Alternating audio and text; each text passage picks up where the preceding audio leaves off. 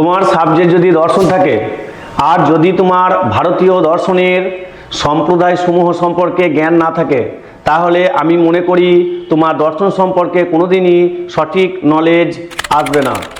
তাই এই সঠিক জ্ঞান বা নলেজ পাওয়ার জন্য অবশ্যই ভারতীয় দর্শনের যে সম্প্রদায় সমূহ আছে, সেই ভারতীয় দর্শনের সম্প্রদায় সমূহ সম্পর্কে তোমার অবশ্যই 100% জ্ঞান থাকা দরকার। আমি তুফান খাদিম তোমাদের সামনে তুলে ধরবো পিপিটির মাধ্যমে সেই ভারতীয় দর্শনের কি সম্প্রদায় আছে এবং সেই সম্প্রদায়দের একটি সুন্দর চার্ট এবং সেই সম্প্রদায়দের কি প্রতিষ্ঠাতা, কি গ্রন্থ এবং কতগুলি প্রমাণ তারা স্বীকার করে, তার খুঁটিনাটি আজকের এই ভিডিওতে আলোচনা করা হবে। প্রথমে দেখো, আমরা দেখতে পাচ্ছি এখানে যে কি লেখা আছে না, ভারতীয় দর্শন সম্প্রদায়, অর্থাৎ দর্শনের যে দুটো পার্ট, একটা হচ্ছে পাশ্চাত্য দর্শন আর একটা হচ্ছে ভারতীয় দর্শন। আমরা এখন পাশ্চাত্য দর্শন নিয়ে পরে আলোচনা করব অন্য ভিডিওতে, কিন্তু এখন আমরা আলোচনা করব ভারতীয় দর্শন, অর্থাৎ এই ভারতীয় দর্শনের মোট কতগুলি সম্প্রদায় আছে এবং তাদের নামগুলি কি। দেখো, প্রথমে আমরা ভারতীয় দর্শনের যে সম্প্রদায়, সেই সম্প্রদায়কে আমরা প্রধানত দুটো ভাগে ভাগ করেছি। দুটো ভাগের মধ্যে কি রয়েছে, একটা হচ্ছে আস্তিক দর্শন। কি দর্শন? আস্তিক দর্শন। আর একটা কি থাকছে না, নাস্তিক দর্শন। তাহলে দুটো ভাগ, প্রথমেই হলো ভাগ, একটা হচ্ছে আস্তিক দর্শন আর একটা হচ্ছে নাস্তিক দর্শন। এর আগে আমি তোমাদের একটা বিষয় ক্লিয়ার করে দিই, একটা উদাহরণ দিয়ে বুঝাই।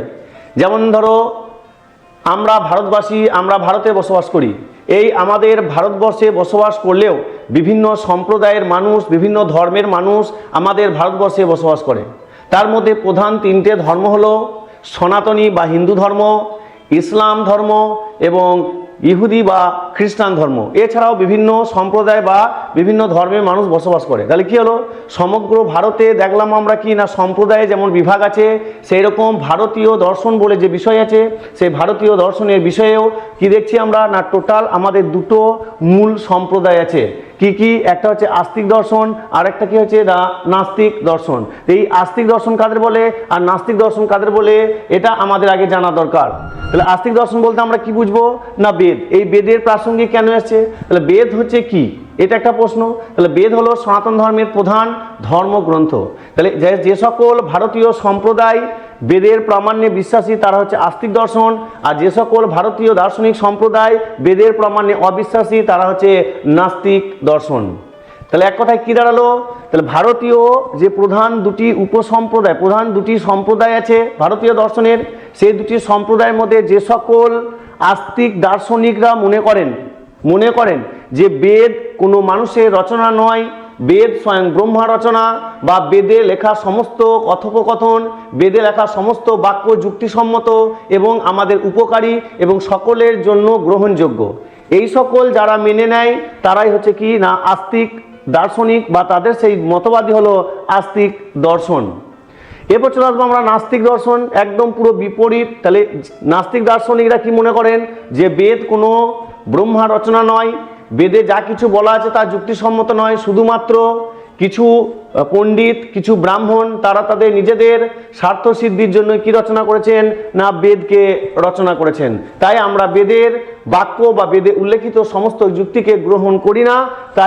তাই এই নাস্তিক দার্শনিকদের মতবাদ বেদের বিরোধী হওয়ায় এদেরকে নাস্তিক দর্শন বলা হয়। তাহলে এক কথায় যদি আমরা বলি, তাহলে কি দাঁড়ালো, যে সকল ভারতীয় সম্প্রদায় বেদকে স্বীকার করে বা বেদের প্রামাণ্যে বিশ্বাসী, তারা হচ্ছে আস্তিক দর্শন। ভারতীয় দর্শনের মধ্যে যে সকল সম্প্রদায় বেদের প্রামাণ্যে বিশ্বাসী নয় বা বেদকে গ্রহণ করে না, তারা হচ্ছে নাস্তিক দর্শন। এটা হলো ভারতীয় সম্প্রদায়ের প্রধান দুটি সম্প্রদায়ের সংজ্ঞা। এরপর দেখবো আমরা যে এই আস্তিক দর্শন অর্থাৎ বেদকে কারা কারা গ্রহণ করছে এবার প্রামাণ্য বলে স্বীকার করছে, তাদের মধ্যে কে থাকছে, আর নাস্তিক সম্প্রদায় যারা বেদকে মানছে না তাদের মধ্যে কে থাকছে। দর্শনে আস্তিক এবং নাস্তিক কথাটি ঈশ্বরের ক্ষেত্রে প্রযোজ্য নয়। দেখো, একটা কথা বলে রাখা ভালো, আস্তিক এবং নাস্তিক শব্দ দুটো যখন বলা হবে তখন সম্পূর্ণ বুঝতে হবে যে ঈশ্বরের উপর ভিত্তি করে গল্পটা আসছে বা ঈশ্বরের উপর ভিত্তি করে কথাটা আসছে। কিন্তু যখনই আস্তিক দর্শন এবং নাস্তিক দর্শন কথাটা বলবে তখন ঈশ্বরের ক্ষেত্রে প্রযোজ্য হবে না। যারা আমরা পৃথিবীতে বসবাস করি, পৃথিবীর সকল দেশে সকল মানুষকেই হয় আস্তিক হতে হবে নয় নাস্তিক হতে হবে। কেমন? যারা সৃষ্টিকর্তা রূপে ঈশ্বর আল্লাহ বা গডকে মেনে নেয় তারা হচ্ছে আস্তিক, আর যারা সৃষ্টিকর্তা রূপে আল্লাহ গড বা ঈশ্বরকে মানে না তারা হচ্ছে নাস্তিক। তাহলে আমরা আস্তিক এবং নাস্তিক বলতে কি বুঝি? ঈশ্বরের উপর কেন্দ্র করে হচ্ছে আস্তিক এবং নাস্তিক। আরেকটা হচ্ছে আস্তিক দর্শন এবং নাস্তিক দর্শন বলতে আমরা কি বুঝি? যারা বেদের প্রামাণ্যে বিশ্বাসী তারা হচ্ছে আস্তিক দর্শন, এই যে যারা বেদের প্রামাণ্যে বিশ্বাসী তারা হচ্ছে আস্তিক দর্শন, আর যারা বেদের প্রামাণ্যে অবিশ্বাসী তারা হচ্ছে নাস্তিক দর্শন। তাহলে চারটে ওয়ার্ড আমি বললাম, তোমাদেরকে পরিষ্কার করে দিই। একটা হচ্ছে আস্তিক শব্দ, একটা হচ্ছে নাস্তিক শব্দ, একটা আস্তিক দর্শন শব্দ, একটা নাস্তিক দর্শন শব্দ। তাহলে আস্তিক এবং নাস্তিক কার উপর ডিপেন্ড করছে? এই কথাটা কার উপর নির্ভরশীল? ঈশ্বরের উপর নির্ভরশীল। আর আস্তিক দর্শন এবং নাস্তিক দর্শন কার উপর নির্ভরশীল? সম্পূর্ণ বেদের উপর নির্ভরশীল। আমাদের ভারতীয় দর্শনে টোটাল কতগুলো সম্প্রদায় আছে? তাহলে এর আগে আমরা কি বললাম? ভারতীয় দর্শনের যে প্রধান দুটো সম্প্রদায়, সেই দুটো সম্প্রদায়ের মধ্যে আস্তিক এবং নাস্তিকের যে সংজ্ঞা, অর্থাৎ আস্তিক এবং নাস্তিক কাকে বলবো।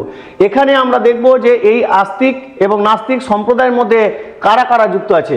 আস্তিক এবং নাস্তিক, আস্তিকদের মধ্যে টোটাল আমাদের 6টা সম্প্রদায় আছে, অর্থাৎ 6টা সম্প্রদায় মেনে নেয় যে বেদ হচ্ছে ব্রহ্মা রচনা বা বেদে উল্লেখিত সমস্ত যুক্তিগুলো হচ্ছে আমাদের গ্রহণযোগ্য। তাদের মধ্যে আস্তিক সম্প্রদায়ের মধ্যে একজন থাকছেন প্রথমেই ন্যায়, আর এই ন্যায় দর্শনের প্রতিষ্ঠাতা হচ্ছেন মহর্ষি গৌতম।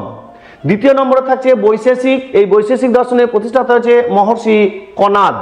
তারপর থাকছে তৃতীয়তে থাকছে সাংখ্য দর্শন, সাংখ্য দর্শনের প্রতিষ্ঠাতা হচ্ছেন মহর্ষি কপিল মুনি।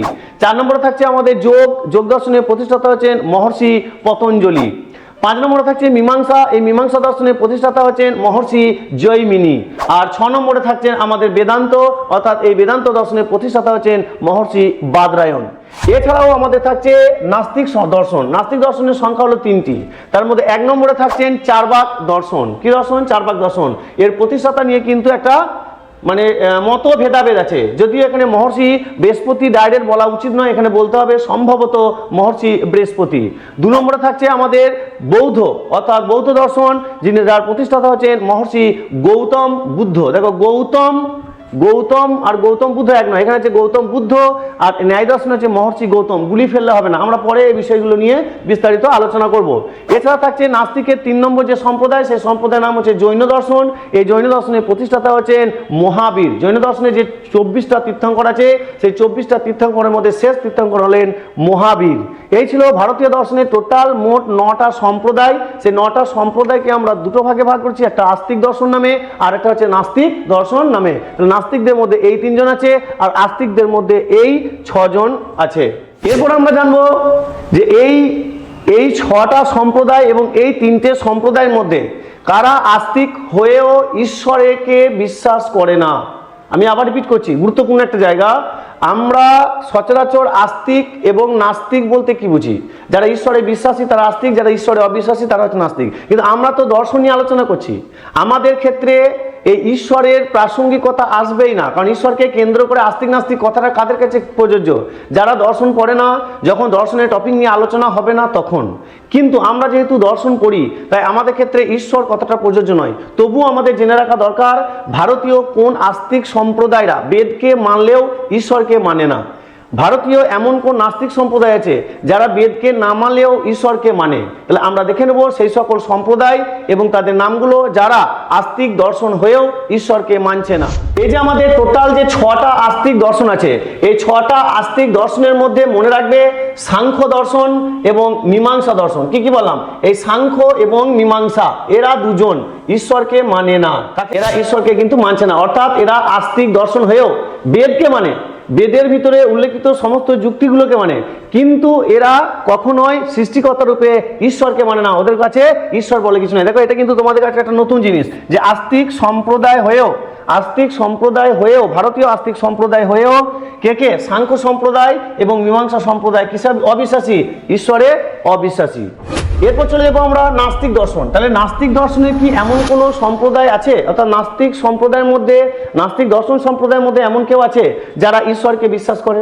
প্রথমেই উত্তর হবে না। কেন না? এরা নাস্তিক দুই দিক থেকে। এক তো ঈশ্বরকে মানেই না, কারণ প্রথমেই বলা হয়েছে বেদ হলো ব্রহ্মা রচনা, তাহলে ঈশ্বরকেই তো মানে না। তাহলে ঈশ্বরকে যদি না মানে তাহলে ঈশ্বরের রচিত আবার গ্রন্থকে কিভাবে মানবে? তাহলে এই নাস্তিক দর্শনটা সৃষ্টিকর্তা রূপে ঈশ্বরকেও মানে না এবং বেদকেও মানে না। তাই এদের ক্ষেত্রে এমন কাউকে পাওয়া যাবে না যে ঈশ্বরকে মেনেছে অথচ বেদকে মানেনি, ঠিক আস্তিকের বিপরীতের মতো। তবে গৌতম বুদ্ধকে জিজ্ঞাসা করা হয়েছিল যে আপনার মতে ঈশ্বর কি? উনি বলেছিলেন অপ্রত্যম, অর্থাৎ ঈশ্বর আছেও আমি বলতে পারি না, ঈশ্বর নাইও আমি বলতে পারি না। এই প্রসঙ্গে ওই যে হালকার যে উত্তর, সেই হালকা উত্তর উত্তরের উপর আমরা ভর করে বলতে পারি না যে বৌদ্ধ দর্শনের প্রতিষ্ঠাতা মহর্ষি গৌতম বুদ্ধের মতে ঈশ্বরের অস্তিত্ব আছে, কারণ উনি বলেছিলেন অপ্রত্যম, আছেও নেই, আছেও বলা যাবে না, আবার নেইও বলা যাবে না। তাহলে নাস্তিক দর্শনের মধ্যে এমন কোনো সম্প্রদায় নাই যে ঈশ্বরে বিশ্বাসী, তাহলে এরা সম্পূর্ণরূপে ঈশ্বরে অবিশ্বাসী। তবে আমরা এক্ষেত্রে টোটাল নাস্তিক দর্শনকে দুটো ভাগে ভাগ করতে পারি। একটা হচ্ছে চরমপন্থী, এই 4 ভাগ দর্শন চরমপন্থী নামে পরিচিত, চরমপন্থী। আর বৌদ্ধ এবং জৈনকে আমরা নরমপন্থী বলতে পারি, নরমপন্থী। আমাদের কিন্তু এগুলো পরীক্ষায় আসবে, ঠিক আছে, যে ভারতীয় নাস্তিক দর্শনের মধ্যে কাদেরকে চরমপন্থী বলা হয় এবং কাদেরকে নরমপন্থী বলা হয়। যদি তোমাদের এই আস্তিক এবং নাস্তিক সম্প্রদায়ের বিস্তারিত জানতে ইচ্ছা হয় তাহলে আমাদের নিজস্ব একটা ওয়েবসাইট আছে, ওয়েবসাইটের নাম হচ্ছে www.ispgurukul.com। সেখানে গিয়ে তোমরা সার্চ করলেই আমাদের দর্শনের সমস্ত রকমের খুঁটিনাটি প্রশ্ন এবং তার উত্তর এবং বিভিন্ন জটিল এবং সহজ সরল ভাষায় সেগুলোকে আলোচনা করা থাকে। আজকের আলোচনা ভারতীয় দর্শনের সম্প্রদায় এবং সম্প্রদায়ের বিভাগসমূহ। যদি তোমরা এগুলো বিস্তারিত পড়তে চাও তাহলে সেই ওয়েবসাইটের লিঙ্ক ডেসক্রিপশনে দেওয়া থাকবে, সেখান থেকে তোমরা সরাসরি এবং সুন্দরভাবে বইয়ের মতো করে তোমরা পড়তে পারবে। আজকের মতো এই পর্যন্ত, আবার দেখা হবে পরের ভিডিওতে।